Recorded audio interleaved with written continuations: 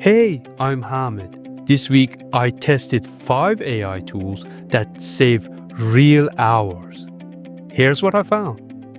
First up, ChatGPT. I used it to batch write all my weekly emails.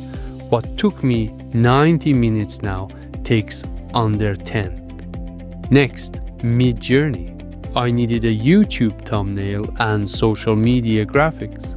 One prompt gave me 5 options in 30 seconds. Tool number 3, Cursor AI. I asked it to build a time tracking script. It wrote production-ready Python in under 3 minutes. Here's the wild one, Perplexity. I asked a complex research question. It returned sourced answers instantly. No more 20 open tab. Bonus round. Claude versus Gemini for weekly planning. I gave both the same prompt. Here's how they scored across 5 criteria. Which tool are you trying first? Comment below. Subscribe for weekly AI tool roundups.